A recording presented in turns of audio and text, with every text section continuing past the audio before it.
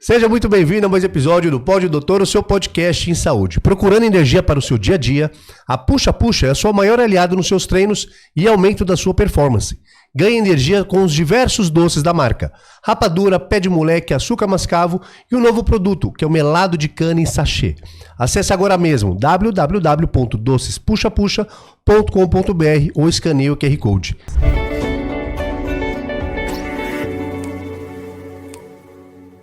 Seja muito bem-vindo a mais um episódio do Pod Doutor, o seu podcast em saúde. E aí, doutor Sidney? Fala, Moisés, mais um episódio para você maravilhoso do Pod Doutor, o melhor podcast de saúde do Brasil. Como você sabe, quem compartilha Pod Doutor espalha a saúde, afinal, informação diamantes da prevenção.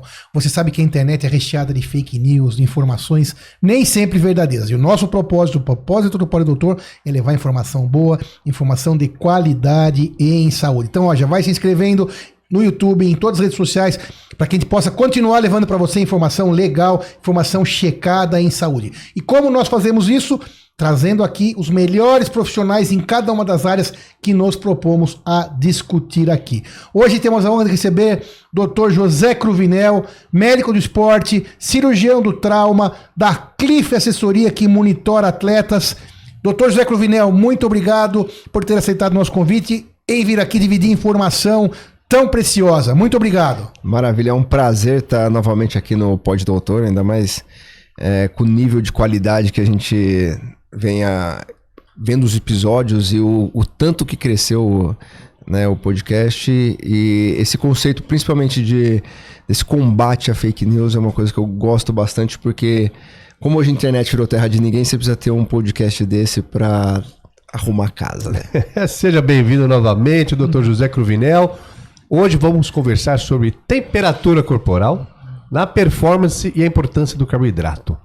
Perfeito. Exatamente isso, Dr. José Cruvinel. Vamos falar sobre qual que é a influência da temperatura na prática do exercício físico. Não só para atletas de alto nível, mas para réis mortais todos nós também. Então, influência do carboidrato e da temperatura do core, que o Dr. José Cruvinel vai explicar para nós o que é, porque eu também não sei.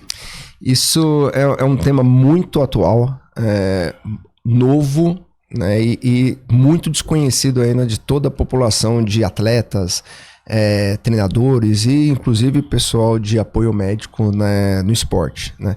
Porque o X da questão é como que eu preciso fazer para deixar a máquina no extremo da performance? Da melhor possível. Da melhor possível. Então, assim, o que eu preciso fazer? Treinar direito. Então, desenvolveu vários programas de treinamento, assim por diante, tal. E hoje não se compara as gerações. Não dá pra gente comparar hoje Neymar com Pelé, porque são gerações diferentes, são treinamentos diferentes. E aí ele chegou no máximo da evolução do treinamento, o pessoal sabe muito o que acontece com o treinamento, tal. O que a gente precisa fazer para melhorar mais? A gente sabe que a gente precisa ter um monitoramento da recuperação adequada. Aí estuda-se muito monitoramento e recuperação adequada, tá chegando no máximo. Aí começou o conceito do carboidrato, que você falou, eu tenho que ter cada vez mais carboidrato para manter uma performance, porque eu sei que eu preciso do carboidrato para manter estoque de glicogênio muscular, para que você tenha uma recuperação melhor e você consiga performar melhor. Então, tem aquela fama dos 120 gramas horas de carboidrato e tal, e assim por diante. E aí chegou um momento que a gente começou a entender que você fala, eu tô com o treino adequado, eu tô com a recuperação adequada, eu tô com reposição de carboidrato adequado, só que eu tô desligando o disjuntor. Durante o treino? Durante o treino. Ou durante a competição? Os dois. Tá desmaiando durante o treino. Não só desmaiando, qual a palavra que vocês usam mesmo? Que quebrou, né? O cara quebrou. O cara, assim, perde força. Abrupto. E tem um outro fator muito grande que pode estar relacionado com isso, que é a temperatura, que é a hipertermia, que é um caso grave dentro do esporte. Então, começou a pensar, será que a hipertermia, que aumenta a temperatura, ela pode levar a óbito em casos graves de hipertermia, e isso precisa ser monitorado? A gente sabe que sim. Ou seja, 37 graus, 38, 40 graus, 41 graus é perigoso. Perigoso. E é grave. Não é só perigoso. Numa prova, essa subida de temperatura é gravíssima. É gravíssimo. Então, assim, se a gente tem protocolos de hipertermia que podem levar a uma gravidade, inclusive óbito, internação hospitalar, assim por diante. Sequela. Será que antes dele chegar na hipertermia, será que esse monitoramento ele também não vai influenciar na performance? E começou o seu estudo da temperatura durante a prática de exercício físico, seja treinamento, seja em provas, né? E a gente hoje tem olhado muito para a temperatura, que nem, por exemplo, a gente fez a cobertura médica da Copa do Mundo de mountain bike aqui no Brasil, em abril, e uma das requisições da UCI era: qual é o protocolo de hipertermia que vocês têm aqui para a prova? Para atendimento. Para trazer os atletas para poderem competir. Isso, por exemplo. Para cuidar dos atletas. Para cuidar dos atletas. Então, para você ter uma base, nos países acima da linha do Equador ali, se pegar Estados Unidos, Europa, Canadá e tal, tem as bandeiras que definem quão perigoso é você praticar algum esporte ou não e se pode ou não realizar a prática. Acima de 28 graus, acima de 28 graus de temperatura ambiente, é inadmissível você fazer qualquer evento esportivo, então ele tem que ser cancelado. Entendeu? Tipo corrida de rua. Isso. Tipo uma campeonato de mountain bike. Isso, por isso que a temporada de alguns esportes na Europa e Estados Unidos ele é definido de acordo com a época do ano, por causa da questão da temperatura. Agora imagina Brasil, que hoje, quantos graus está aqui hoje? Hoje que a gente está meio que inverno, dá pra gente abrir aqui e ver quantos graus a gente está. Então, ó, a gente está aqui agora São Paulo. Se você for extrapolar esses 28 graus, hoje no inverno a gente está 23 aqui. Então você fala, beleza. No inverno. No inverno, 23. Imagina num país tropical. Então o que acontece? Obviamente que não dá para usar a mesma regra dos Estados Unidos para cá. Porque tem um fator que chama aclimatação. Então, por exemplo, por que a UCI pediu para a gente ter um protocolo de hipertermia? Porque como os atletas de lá não têm a aclimatação que a gente tem aqui, então eles têm mais chances de ter hipertermia do que a gente. Então a gente tinha, cara, pra você ter uma base, 4 coolers com toalhas no gelo, né? Que a hora que os atletas chegavam, a gente colocava toalhas nele, assim, impressionante. Os caras chegavam desmaiando, assim, cara, teve uma que perdeu consciência, né? A gente tinha que fazer processo de resfriamento. Se isso não melhorasse, a gente tinha um protocolo que a gente deixou um ofurô gelado para fazer imersão do atleta, para você baixar a temperatura do corpo. Para todo mundo entender também, nessas provas tem um ambulatório médico, tem médico, porque quem não está acostumado, né, nem sabe, tem toda uma estrutura. Isso tudo é só uma das coisas. A temperatura, mas a estrutura por trás disso são tendas médicas, UTI, equipe médica, UTI, ambulância, às vezes helicóptero. Então, para você entender. Então, todo esse assunto, nós estamos falando só de temperatura. Olha só que importante. E eu confesso, não sei se eu estou falando bobagem, mas isso não era tão... Era importante quando você fala em hipertermia, mas essa temperatura que vem lá do começo, aumentando aos poucos, pouco estudada, pouco usada. Isso, pouco usada. E aí o que acontece? O pessoal fala assim, se a gente não chegou naquele grau de hipertermia que o paciente tem repercussão clínica e tal, que isso já saiu do esporte e vira um problema de saúde. Se nesse meio tempo que eu tô com uma temperatura normal, eu começo a fazer exercício, o que você começa? Você começa a produzir energia pelo músculo e sua temperatura corporal começa a aumentar. Isso para todo mundo? Para todo mundo, qualquer pessoa. Até chegar num grau grave de hipertermia, será que esse aumento de temperatura tem alguma repercussão na performance? Esse é o estudo. Esse é o estudo. Você fala muito, não é pouco. Você fala muito. Porque, dependendo do grau de aclimatação, que é quão adaptado a pessoa está para realizar prática de atividade física, se ele não está muito adaptado, a hora que a temperatura sobe um pouco, você tem uma dissociação das curvas dos limiares ventilatórios, que são os limiares que vai determinar o seu metabolismo aeróbio do anaeróbio. Então, por exemplo, se você está com uma temperatura do core, que é essa região aqui do corpo, se você está com uma temperatura do core de 37 graus, o seu limiar ventilatório, ele vai estar equivalente a, por exemplo, 200 watts de potência na bicicleta, um pace vai de 5.3, entendeu? E assim por diante. Vai estar tendo alto rendimento. Tá no alto rendimento. Vai estar aeróbico. Vai estar, isso. Vai estar, ela vai ser esse o ponto de mudança do aeróbico para o anaeróbico, segundo o limiar ventilatório. Se essa temperatura aumenta, esses 200, eles podem cair para 180. E o pace... Mas aí já é a quebra? Deixa eu só entender isso aí. Quando você passa do aeróbico para esse segundo nível, já é a quebra ou ainda não? Você, é o tempo... Ou diminui a performance? Diminui a performance, que você vai quebrar dependendo do tempo que você ficar acima do seu segundo limiar ventilatório. Tá, mas quando entra no segundo, tá se aproximando da quebra. Tá se aproximando da quebra. Porque daí já você não consegue mais ter a questão aeróbica, tá produzindo a... Isso, porque você é fator tempo limitante. Porque você tá no seu metabolismo aeróbio, você consegue fazer 12, 24 horas praticando esse exercício, porque você tem um turnover ali ciclo de produção de ATP muito melhor. Muito melhor. Então funciona... passou pro segundo, já tá se aproximando da quebra. Isso. Excelente isso. Aí a temperatura vai influenciar muito nisso. Esse número continue. vai influenciar esse número. Então, Sim. por exemplo, se eu tô acostumado a botar um número, 200 watts na potência na bike e um pace de 5,30 na corrida, por exemplo. Quando você fala em watts, é o seu esforço. É, o esforço. E aí, o que acontece? O que é interessante? Se a temperatura aumentou, esse limiar, ele vai diminuir. Ele vai cair para 180, o pace vai para 6, por exemplo. Aí, se você mantém a mesma estratégia de treino, ou na prova, você tá num pace que eu tô de 6, só que você vai estar achando que você tá abaixo, mas não, seu limiar, ele mudou. Ele muda. Piorou.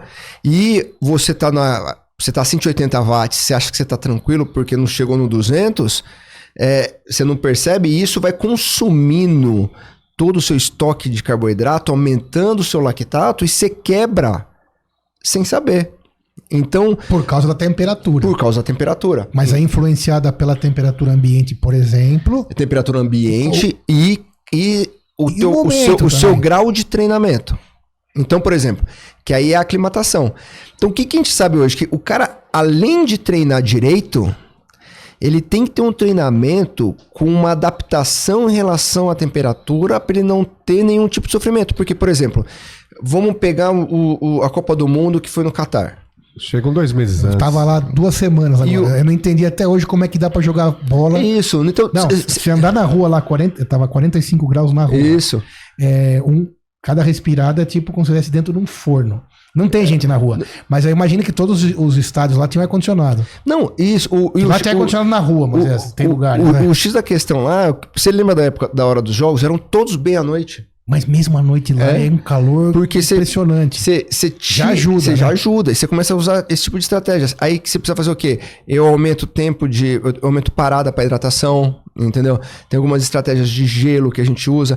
Então, por exemplo, se o atleta ele vai fazer vai ser uma prova num lugar que ele é muito quente, você precisa fazer uma aclimatação. Você precisa ir um tempo antes e você aclimatar. E hoje tem técnicas de como fazer essa aclimatação para o seu corpo conseguir estar adaptado na hora que ele chegar lá. Ou a aclimatização, que então beleza, já que é assim, eu vou mudar para o lugar. Então, porque se você pega um europeu e bota ele para treinar aqui, ele vai estar aclimatizado. Então, no entanto que se a gente for para fora, a gente vai sofrer no frio. Entendeu? Você não vai levantar 6 horas da manhã para fazer um esporte lá fora no inverno. Aqui a gente consegue. Então, a aclimatação e a climatização ela serve tanto para o frio quanto para o calor. O que mata assim, entre aspas, de estraga a estratégia é a temperatura elevada. É a hipertermia, porque ele vai ter essa dissociação. Então, o que acontece? Cara, eu vou te dar um exemplo. Eu estava numa prova de mountain bike ano passado, na Bahia, na cidade de Guaratinga, que é quase chegando em Minas. A gente estava com 45 graus, subindo uma montanha. Cara, quando chegou lá em cima, nossa, eu não conseguia raciocinar. O que aconteceu? Consegui descer pela trilha. A hora que eu cheguei, eu falei, galera, não tenho condição de continuar. Eu falei, não consigo continuar. Porque eu não consigo pensar. Ou seja, a hipertermia tava tanta que aí eu Você falei... devia estar com quanto? 40 graus? Sua temperatura? Ali, eu tava com uns 42, certeza. Certeza. Porque aí eu falei assim, cara... Mas você ainda não estava medindo igual vai ser nosso assunto daqui a pouco. Não, aí eu falei assim... Tudo isso clinicamente. Eu falei, pronto. Eu falei, gente, não dá. Tem que monitorar a temperatura do core. Aí eu peguei todos os meus atletas de performance e falei, galera, seguinte, vê a temperatura do core em todo mundo. Todo mundo vai ter que ter temperatura do core. Porque diminui... E eu senti na pele isso. Eu falei, cara, não dá. Não tem condição da gente pensar em performance se não estamos monitorando a temperatura. Aí veio-se o conceito. Então, beleza. Vamos monitorar a temperatura do core, fazer estratégia de treinamento para aclimatação e uma adaptação para temperaturas maiores para você não sofrer influência disso. Domingo, acabou de terminar o Tour de France.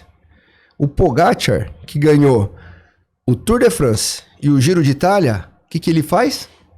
Monitora o core. Obviamente que não é só isso.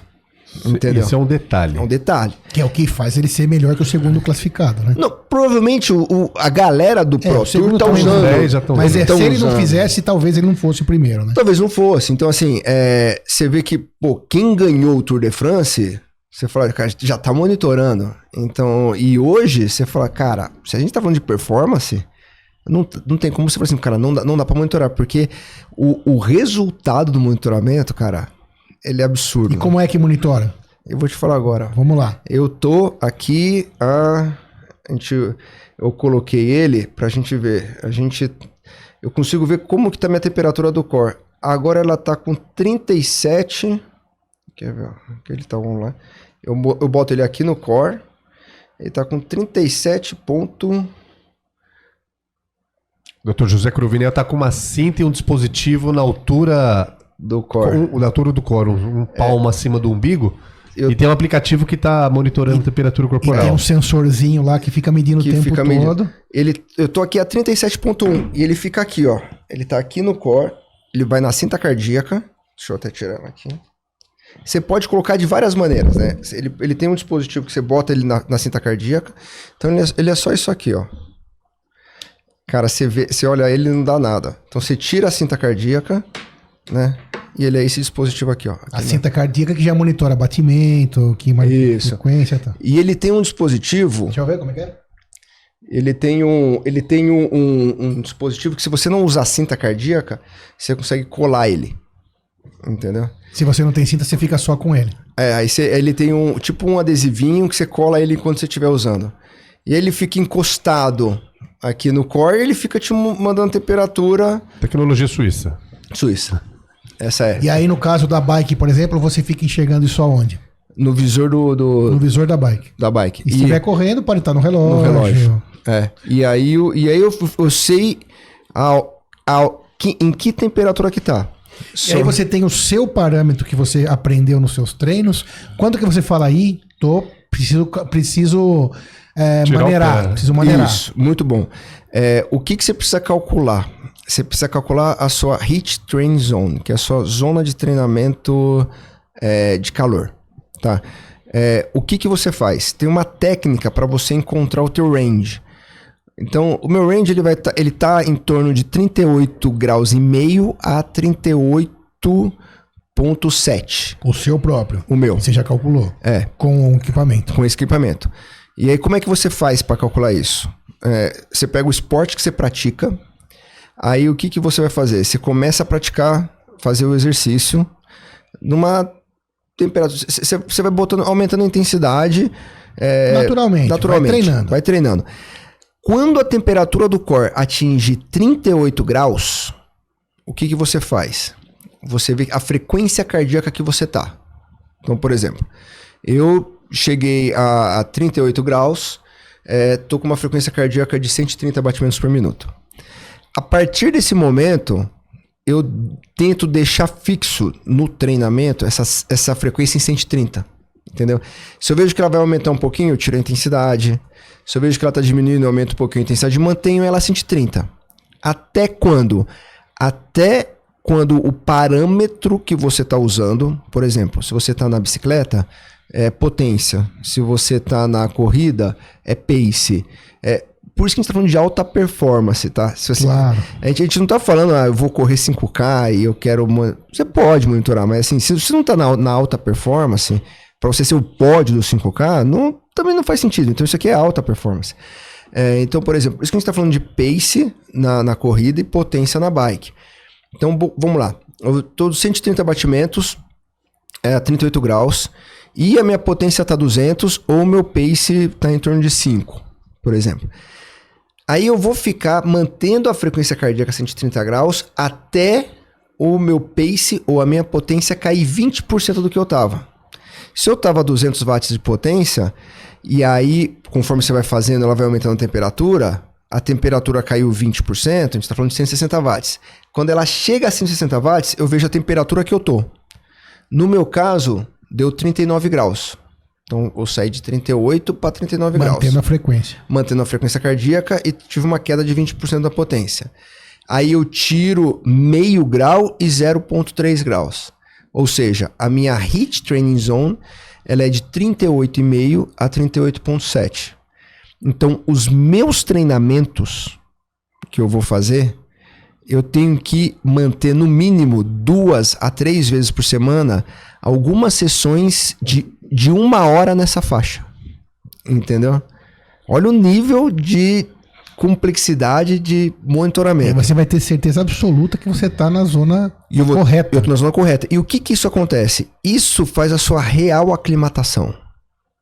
Então você faz a tua aclimatação, você atinge, você melhora a tua capacidade de ficar em temperatura alta. Então, conforme você vai aumentando e você vai fazendo o seu cálculo da HIIT Training Zone, você vai evoluindo depois de 8 semanas, por exemplo, esse range ele vai aumentando. É treinável também. Ele é treinável, ele aumenta.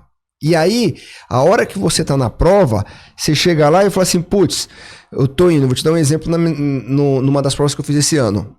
Chegou uma hora que ele largava, aí tinha uma descida bem grande, subia o morro que acabou de descer, aí descia de novo e subia de novo o mesmo morro. Assim, 2 subidas cara, em meia horinha, subimos monstruosamente. Cara, quando eu vi, minha temperatura já tava 39,5. Aí você já tá na zona 2. Já tava, cara... Prestes a quebrar. A hora que eu vi, o que eu fiz? Cara, não deu, porque é subida, né? Você fala, cara... O que eu fiz? Tirei a intensidade. Colocou carboidrato nessa hora ou não? Sempre, tem que ter. Porque que é isso aí que você tá comendo aí? Rapadura. Essa é uma... Mas daqui a pouco a gente vai entrar no assunto carboidrato, né? Vamos. Na próxima... Mas imagina que fosse nessa hora, porque se você vai diminuir a intensidade, tem que manter... Isso, você tem que... Por exemplo, você tá com uma temperatura muito alta, tem que tentar entrando muito carbo. Porque o teu consumo energético tá muito alto. Então, assim... E o que acontece? Chega uma hora que fica difícil você comer.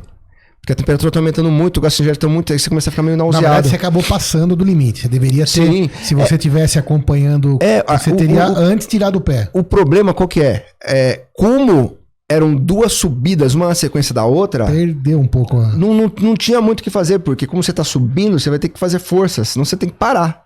Entendeu? Então o que eu fiz? Eu falei, nossa, olha que acabou, bateu os 39, até 39 e pouco. Aí eu cheguei e falei assim, putz, cara, abri a Jersey, água atrás, tirei a intensidade, aí foi no 39, foi baixando. Quando pegou 38... Cara, impressionante. Voltou o gás. Voltou o gás. Cara, parece que voltou tudo. Aí eu consegui botar mais potência. E como ele não tinha tanta inclinação igual teve nesse começo, você volta a performar. Se você não tem um monitoramento desse... Você tá cegas. Você tá cegas. Aí você fala, você bota carbo, bota água, bota tudo. Você fala, cara, não melhora. Você não performa. E tudo isso durante a competição, durante a execução. Durante a execução. Então, assim, eu fui fazer um training camp lá em Portugal, e aí eu tava com um colega que é muito mais forte que eu. Cara, eu brigava com ele toda hora, porque ele ia subindo num ritmo. Cara, que eu falei assim, chegou uma hora que eu falei, cara, tá 41 graus, cara, eu tô morrendo, eu vou ter que esperar pra descer, porque a gente subiu tudo isso aqui, vai descer em trilha, Eu falei, cara, Você pode desmaiar na descida. não tem condição. Cara, você desliga totalmente. Então, esse modo de monitoramento do core hoje em dia, ele é fundamental para que você consiga a evolução. Por que eu falo que isso aqui é alta performance?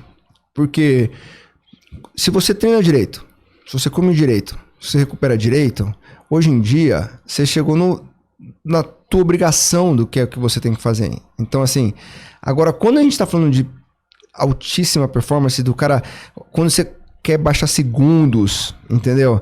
Quando os caras estão pensando em gramas de peso de equipamento, a hora que você entende isso daqui, você fala, cara, faz muito sentido do que eu preciso fazer para evoluir, ou seja, eu consigo construir um atleta hoje em dia. Entendeu? E por que tem que ficar no core, no centro do corpo e não na testa, no braço? Isso foi engraçado.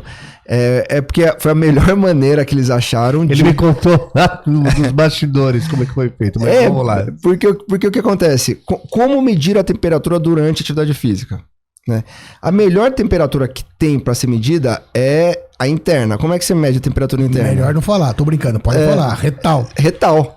Você fala, é retal ou você fala esofágica. Retal, pra quem não sabe, né? É igual ao que usa no cachorro quando vai no veterinário. No veterinário é pelo ânus. É pelo ânus, né? É pelo ânus. Então, mas assim, colocar isso no ânus então, correr, né? E correr, aí você vai botar um termômetro na axila, você vai fazer ou na boca também. Na boca, não faz sentido, né? Então, os estudos de comparação e validação do core, foram feitos com estudos via retal. Então, o que você fazia? O atleta, ele fazia o exercício com o termômetro retal no laboratório. E botava pra correr. Botava pra correr na bike e tal, não sei o quê. E a hora que você chegava, eles conseguiram pegar o valor de temperatura que estava no core, aqui dessa região, e com o valor da temperatura retal, aí validar. E validou. Aí ele consegue validar e você, pô, então no core fica mais fácil de colocar, mais prático, consegue usar a cinta, consegue usar o adesivo, consegue usar por isso que a gente usa do core. E como o core é onde você tem um fluxo maior de sangue, é onde você consegue ter uma repercussão melhor de como é que tá a temperatura. Porque, vamos supor, você pega braços, extremidades, fica um pouquinho mais vasoconstrito do que... diminui a temperatura. A temperatura acaba sendo diferente. Então, do core, ela acaba sendo, assim, bem eficiente por isso, entendeu? Então, esse equipamento, ele acho que, pelo que você explicou, pelo que a gente entendeu aqui, ele resolve dois problemas, na verdade. Um, ele consegue trazer individualmente a melhor performance possível para o Cruvinel ou para qualquer outro atleta, e talvez hoje, como o custo não é tão baixo ainda, fica mais difícil para o atleta normal, né? Mas acho que um dia, talvez em breve, já vai ser para todo mundo quem quer fazer uma prova de 5K ou de 10K, ou para treinar na esteira, na academia. Acho que talvez chegue, né? Como chegaram, por exemplo, os monitoramentos de frequência e tal. E a segunda coisa, se todo mundo numa corrida usasse ou numa prova usasse, ninguém ia ter hipertermia. Você consegue monitorar. Porque aí você consegue monitorar bem antes de a pessoa passar do ponto. E aí, pra quem não sabe, né, fala com o pessoal, a hipertermia é gravíssimo, né? Leva a óbito. E o segundo episódio, pior ainda. Né? O grande lance da hipertermia é que ele pode levar a, uma expressão bem simples, a um ataque cardíaco, entendeu? Então, o paciente ele pode evoluir com parada cardíaca, ele tem alteração, ele pode ter alteração de nível de consciência, ele tem alteração respiratória. Uma hipertermia, ela é muito difícil você reverter. Então, você tem, no entanto que tem alguns critérios, a gente usava muito isso lá na prova, quando o paciente, o atleta, ele já chegava muito esbaforido, a gente já, hipertermia, nem media e já começava a colocar as toalhas, porque o próximo passo é alteração de nível de consciência e complicações cardíacas, entendeu? Então, isso ela acaba sendo grave. Eu acredito que hoje em dia só se usa para alta performance. Mas de tudo que eu tenho de dispositivos e gadgets para usar, que eu tenho o dispositivo de suor, o Libre da glicemia, o anel com a variabilidade da frequência cardíaca. Tudo isso você usa lá na Cliff, por exemplo, no teu trabalho na tua assessoria. Pra gente monitorar. Cara, eu não tenho jabá nenhum disso aqui, cara. Não tenho jabá nenhum. Esse daqui foi o dispositivo que eu consegui ter um melhor retorno imediato do atleta. Melhor percepção de melhora, né? Eu tava com uma atleta profissional minha, a gente tava pra largar na Copa do Mundo, a Gil. Ela virou pra mim e falou, ela é carioca, ela falou, pô, irmão, tá 40. Eu falei, pô, Gil, cara, é XCO, assim, porradaria, o aquecimento, ele é forte e tal, não sei o que. O que a gente vai ter que fazer?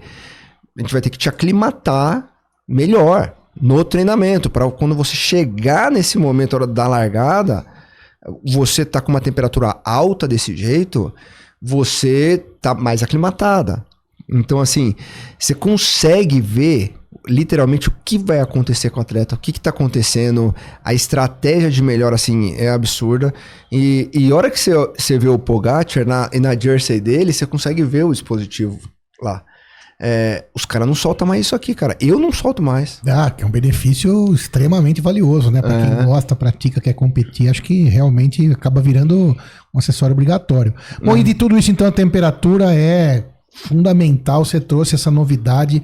Posso falar que é uma novidade, né? Sim. Uma novidade incrível, falando sobre esse monitoramento que pode estar no relógio, pode estar na bike ou eventualmente em outros esportes de outras formas. Mas e mudando um pouco para nosso assunto importante também, que é o uso dos carboidratos, né? Dessa energia rápida, pré-treino, durante o treino. Como é que funciona tudo isso? Você deu essa aula de temperatura e do carboidrato. A gente tava até discutindo ontem com um atleta meu de longa distância. Tem até aqui, né? Isso aqui que eu saiba Cara, depois conta aí pra nós o que é isso aqui que puseram aqui na nossa mesa. Isso aqui, cara, eu sou super fã, porque no outro episódio a gente falou da rapadura. Isso é rapadura. Rapadura. Aqui eu tenho 20 gramas de rapadura, né? Nesse pacotinho aqui. Pra você ter uma base das 20 gramas de rapadura, de peso, 17 gramas são carboidrato.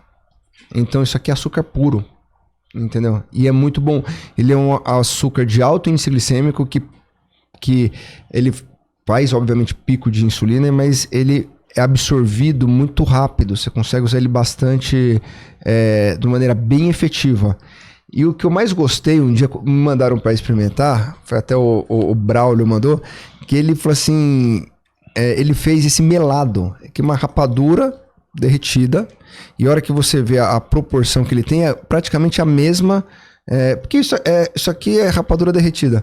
Então o que eu acho que é o legal? Tem muita gente que tem... Vamos provar. Cara, ele é fenomenal. Tem muita gente que não consegue tomar gel. Uma paciente hoje mesmo falou assim, cara, não consigo tomar gel. Só que eu consigo mel e rapadura. Eu falei, cara, pô, maravilha.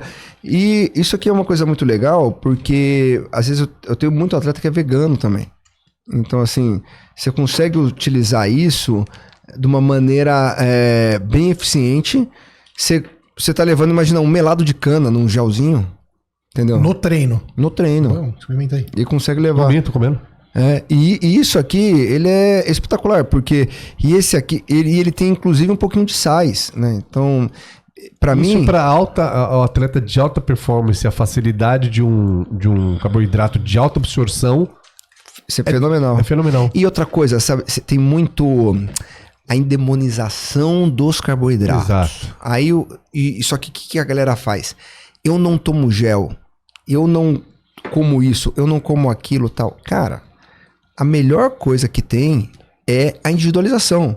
Então, por exemplo, eu falei assim, Cruvinel, tem alguma regra para temperatura? Tem, isso aqui.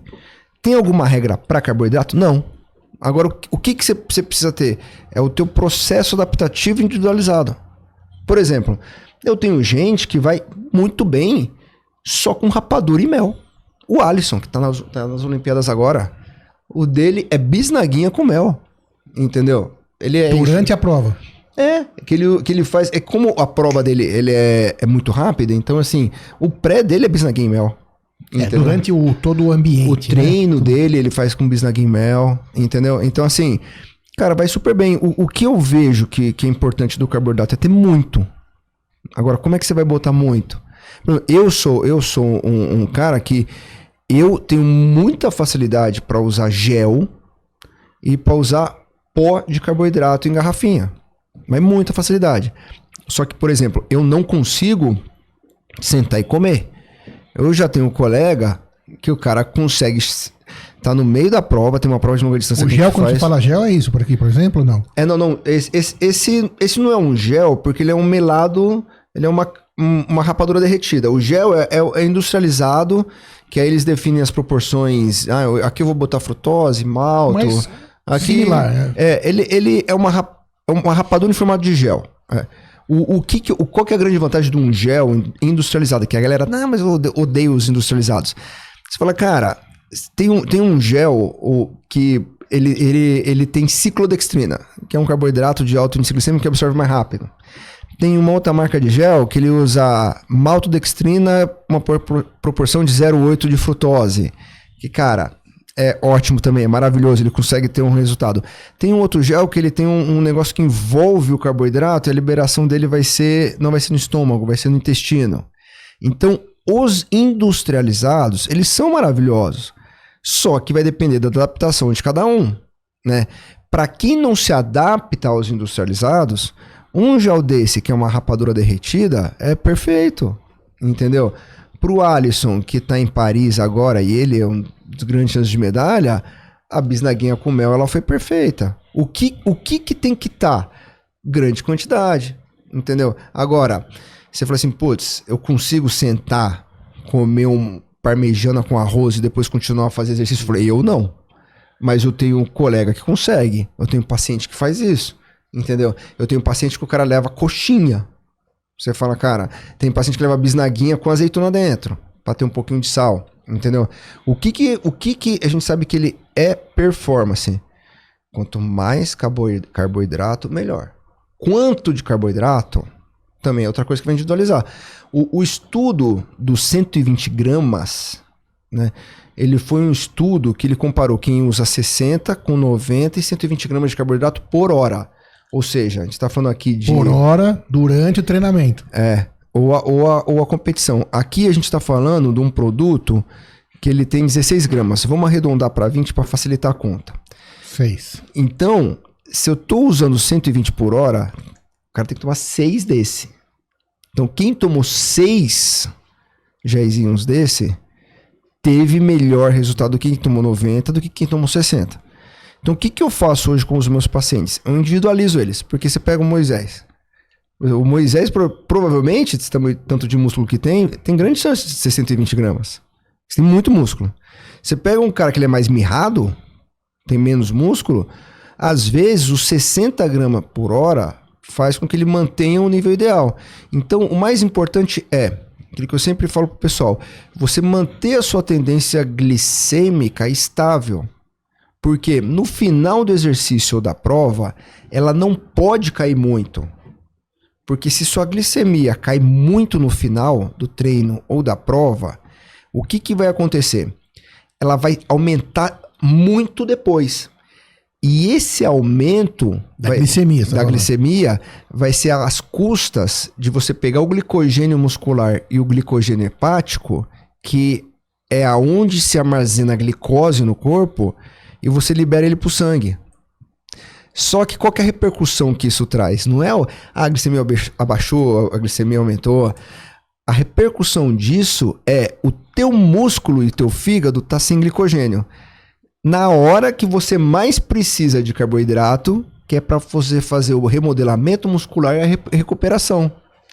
Então, a reposição de carboidrato no intratreino e na prova, ela vai ser fundamental para você manter seus estoques de glicogênio muscular e hepático no final do treino, para você poder fazer o remodelamento e recuperação muscular.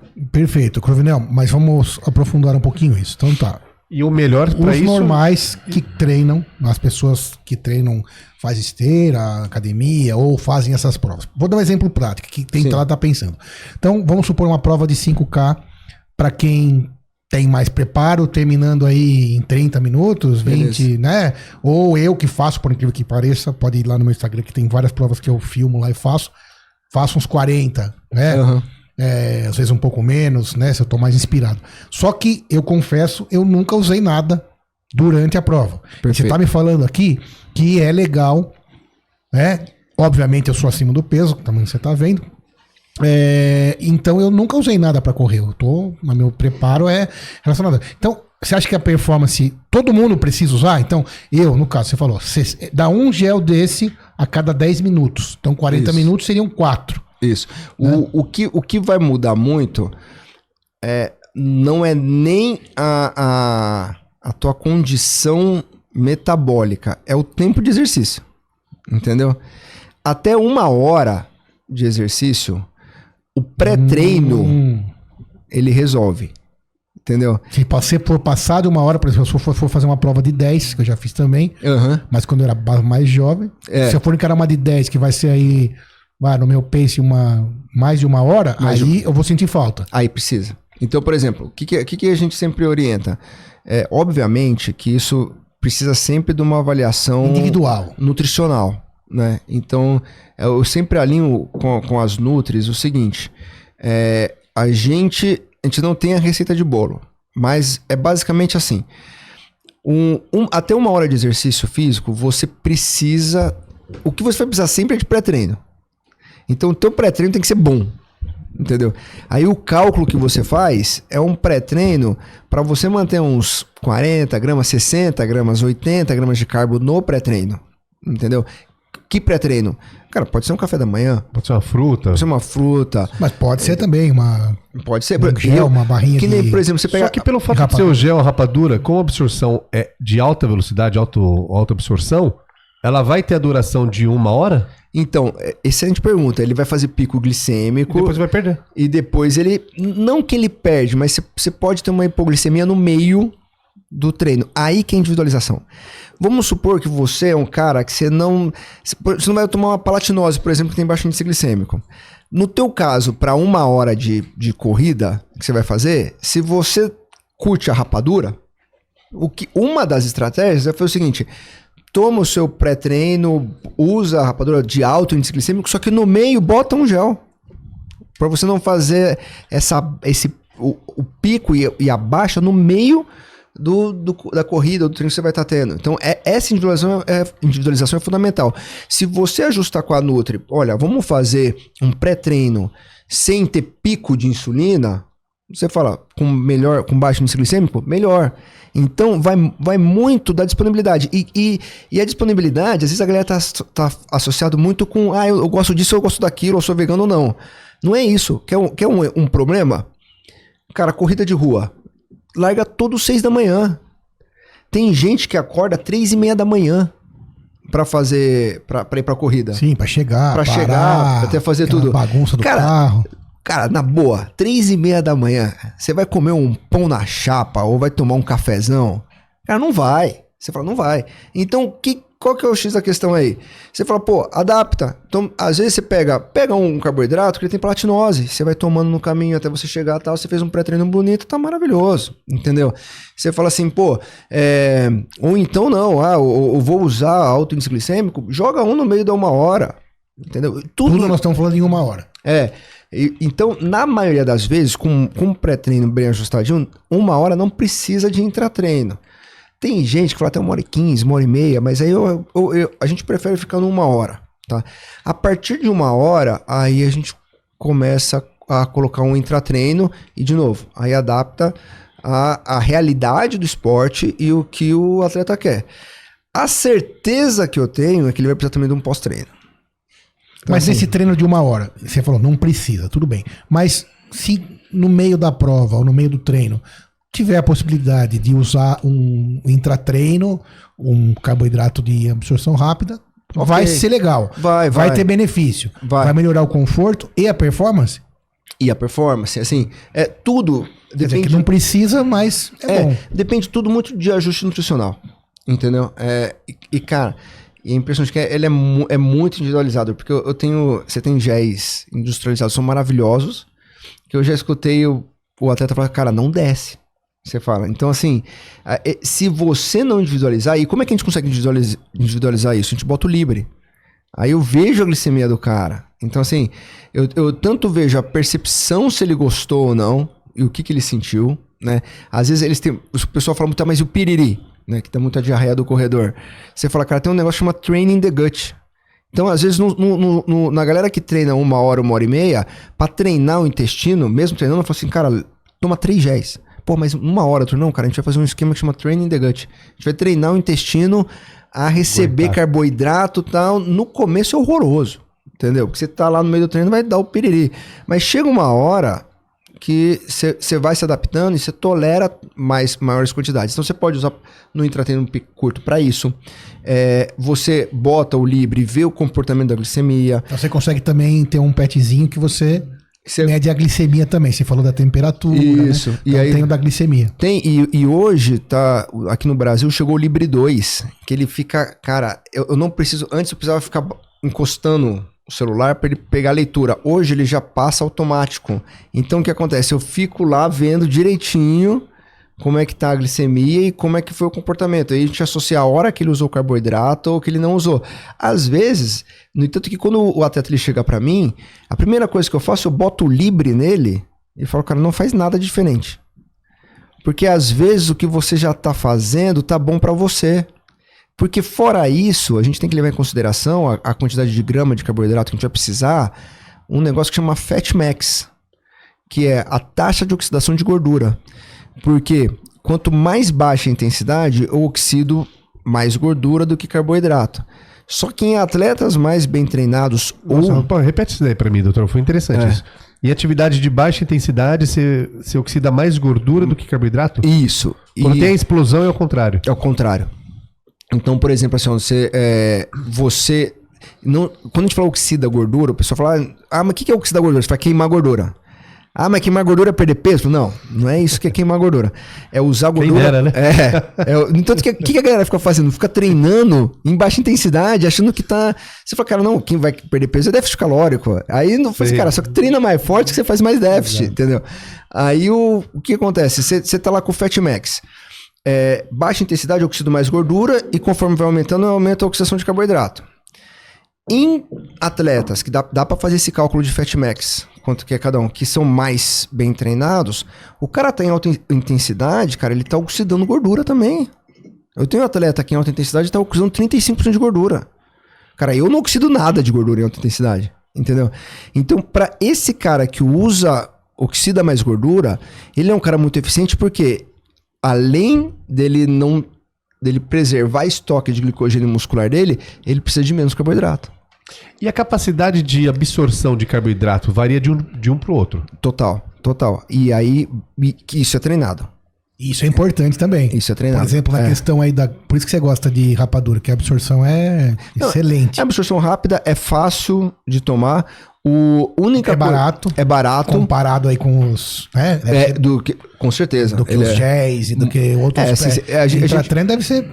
Não, a gente tem gel de R$25, cara. Uma dose. Entendeu? Aí você pega assim, cara, é aquilo. Imagina, você vai fazer um treino de 3 horas e tentar botar 120 R$500 só de... Sim, você bota 18 sachês e 20... Você fala, cara, você fala. Então, assim, o lance da... Assim, a grande vantagem da rapadura é isso. O custo-benefício dela é maravilhoso. Impressionante. Obviamente, você fala assim, pô, mas o gel industrializado... Por exemplo, mas qual que é a vantagem? Então vamos só tomar rapadura. Eu falo assim, não, qual que é a vantagem do gel industrializado? Que eu consigo pegar, jogar um sal, uma quantidade de sal que eu acho eficiente dentro desse gel.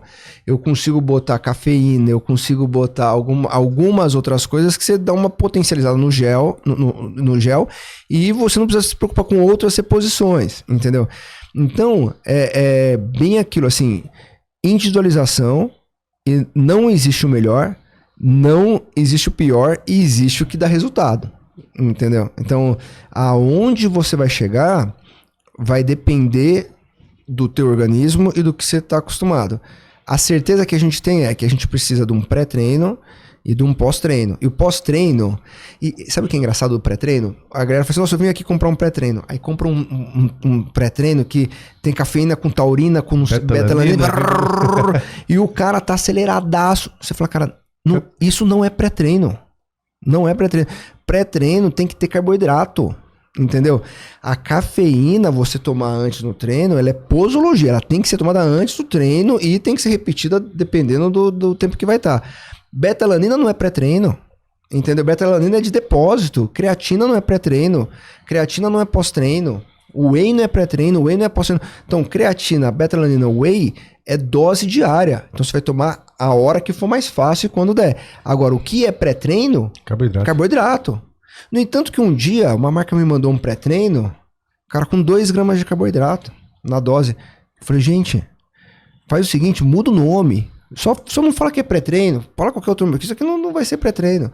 Então, assim, aquela taquicardia que a cafeína dá, a taurina dá, ela pode te animar. Sai do sofá. Sai do sofá. Mas assim, que ela vai te ajudar, não é ela que vai te ajudar. O que você precisa é ter um estoque de carboidrato grande ali para entrar, que aí, beleza. Você encheu o tanque para você começar o treino. E o pós-treino ele é a mesma coisa, que ele tem que ter carboidrato no pós. Por causa do glicogênio. Por causa do glicogênio. Direto. Então, você bota um pós de carboidrato com um pouquinho de proteína, entendeu? Então, um pós-treino, normalmente, ele é uma composição de 4 de carboidrato para 1 de proteína. E dependendo da intensidade que você faz, você precisa tomar 2 vezes. Você toma na hora que você acaba, você toma um pós-treino, porque quanto mais rápido eu jogar um carboidrato para dentro, mais rápido eu já começo a repor o estoque. Quanto mais tempo você demora para usar o carboidrato, sua recuperação vai lá embaixo. vai demorando. E aí, então, dependendo da prova ou do treino que você fez, você toma um na hora que você acabou, depois de 1 hora toma outro. Entendeu? Para você pensar em estoque de glicogênio muscular e hepático. E isso sim é pós-treino. Entendeu? Tem um pós-treino muito, você até comentou, maltodextrina e que é mais utilizado intra-treino. E frutas. Isso. Fala um pouco das duas para carboidrato e absorção. A fruta, ela super funciona, tá? O que a fruta às vezes tem um erro muito comum, que às vezes, não necessariamente ela tem muita frutose. A fruta tem muita frutose, não, às vezes não. Então, assim, as frutas em si, elas também vão estar relacionadas ao índice glicêmico. Então, por exemplo, tem a fruta, a melhor fruta que você pode comer. Uma coisa que a gente sabe que ela é uma fruta que ela é muito boa e que ela ajuda muito para dentro do treino é a banana, porque ela tem o potássio também, né? Então, a fruta a gente pode usar? Lógico. Qual que é a dificuldade da fruta? Como você leva, como você armazena. Entendeu? Então, por exemplo, por que a banana é muito utilizada? Cara, porque ela já vem embrulhada, né? Exato. Você fala, cara... Fácil de descascar. Fácil de descascar. Não precisa cortar, entendeu? Lavar, Não né? precisa lavar. Então, a fruta, assim, ela super faz sentido, mas eu acho que ela faz mais sentido se a gente pensar no macro diário de carboidrato para a dieta ideal aí do atleta do que numa reposição. Mas, por exemplo, tem muita prova que coloca fruta. Como, No final, sim. a banana, às vezes coloca uma maçã. E ok, eu tenho muito atleta que você tá lá, o cara tá com a bananinha levando ali no meio, o cara sapeca a banana e continua correndo. Isso eu acho que pra mim é impossível. E muito bem, e tem atletas muito bons. Que conseguem fazer isso. O cara, a hora que você, várias vezes tá no meio da prova, você vê várias casquinhas de banana ali no chão, que a galera comeu banana e sucesso. E ok, é uma hipótese também, né? Também. Valor bom também, Vale. custo-benefício ótimo. Vale, Vambora. né? Agora, é muito gosto. Eu prefiro que ela fosse uma frutinha geladinha, que já tava cortadinha, tal, que não sei que hora que eu chegar, tal. Então, assim, mas é muito questão, assim, de adaptação. E, de novo, cara, individualização. Eu tenho um colega que faz as provas comigo, o Gonçalo, ele é português. Cara, ele leva um saco de tâmara, entendeu? E ele ama a tâmara. Só que eu vou te falar, cara, a gente tá às vezes no meio da prova ali, cara, sofrendo, depois de 3 horas, 4 horas, eu viro pra ele e falo, ô Gonça, cara, me dá uma tâmara, velho. E ele leva outra coisa que ele leva, sabe o quê? Milho salgado. O milho não... Sabe aqueles milho de petisco? Sim. Salgado, de boteco? Cara, ele sempre tem um saquinho com um milhinho daquele e com tâmara. Fala, a nutricionista adaptou o cálculo disso pra ele, junto com alguns géis. Cara, mas sabe por que eu peço? Às vezes eu tô naquele desespero, que você fala, puta, eu quero uma coisa pra dar um conforto bom. Então, eu como um milhinho salgado com uma tâmara, eu falo, não, tá na hora do milho, tá na hora da tâmara, e vai, cara, e vai bem, né? Então, assim, é questão de adaptação e atualização. Muito bem, sabe muito. Demais. Sabe muito, Cruvinel, demais, sabe demais. muito. Aprendeu bastante, Demais, Moisés. doutor. Maravilha. Grande doutor José Cruvinel, médico do esporte. Deixa uma mensagem final, uma coisa que você deixaria para o nosso espectador aí, sobre tudo isso que a gente falou, sobre essas novidades. O que você falaria de interessante? Eu acho que a regra não deve ser a prioridade, né? A individualização, ela acaba sendo muito mais importante em todos os fatores. E quando você individualiza tudo para um atleta e monitora ele, aí você tem um sucesso, seja da performance, seja da mudança do estilo de vida, e a certeza que você vai ter é o resultado. Sensacional. Dr. José Cruvinel, sorte de todos os pacientes que o tem como médico. Para encontrar Dr. José Cruvinel, aí no Instagram vai estar o @ dele. Moisés, obrigado. Você que está ouvindo, obrigado. Compartilhe essa preciosidade. Espalhe saúde. Bora, doutor. Um abraço, doutor Sidney, para vocês. Sigam os bons. Até o próximo episódio.